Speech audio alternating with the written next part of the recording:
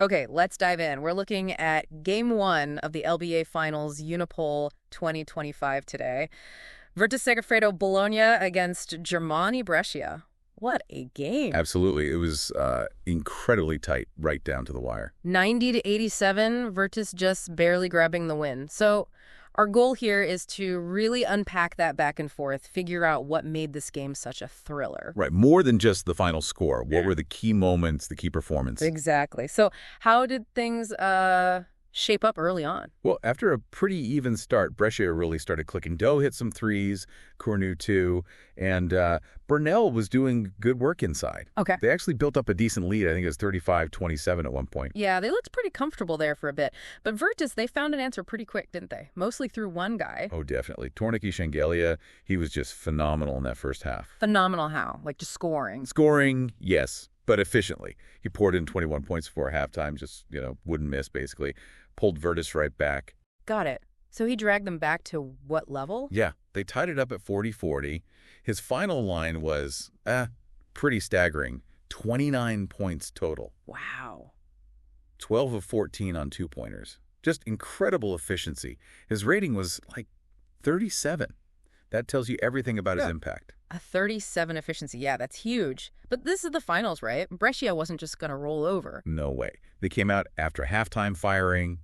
Rivers hit some threes, Della Valle too. Oh, okay. And suddenly, bang, they're up by 10 again. 51-41. Another momentum swing. So Verse needed another response. Who stepped up this time? Shengelia couldn't do it all again, surely. Well, Shengelia was still playing well, but yeah, they needed more. And they got it from Morgan. He really sparked them. How so? Got them running, some fast breaks, hit some big shots from outside. Taylor helped out, too. That was kind of the key stretch, Right, where Virtus really got back on top. Exactly. They pushed ahead, took the lead early in the fourth quarter. I think it was 70-67. Okay, setting up that intense finish everyone's talking about. Because Brescia, again, didn't fold. Not at all. Bilan was big for them late inside.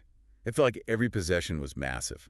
Pigiola hit a huge three for Virtus. Made it 81-80, right. Super tight. Yeah, but then Burnell comes right back, scores in transition, just back and forth. Then Morgan again. Morgan hits a massive three to put Virtus back up. Then Diouf adds a jumper. Okay, now it's 86-83, under a minute left. Yeah. Feels like maybe they have it. It's still not safe. Nope. Ivanovic gets fouled, makes both free throws. 88-87, only 34 seconds left. Real pressure cooker. And the final sequence? Just wild. Totally. Pigiola misses a three, could have sealed it. But then Cournier, wow, huge offensive rebound. That was the play, wasn't it? Absolutely critical. He finds Morgan. Morgan gets fouled, goes to the line with, 8 seconds left? Yeah, clutch And situation. he sinks both. Calm as you like. Yeah. Makes it 90-87. Brescia has one last chance. But they turn it over. Bilan, right. Yeah, Bilan turnover. Game over. Mm-mm. Virtus hangs on for the 1 year series lead. Just incredible stuff. So looking beyond Shengelia's amazing 29 points, Morgan finished with 19, right? His late shots were key. Definitely. And he had a solid efficiency rating, too, 23.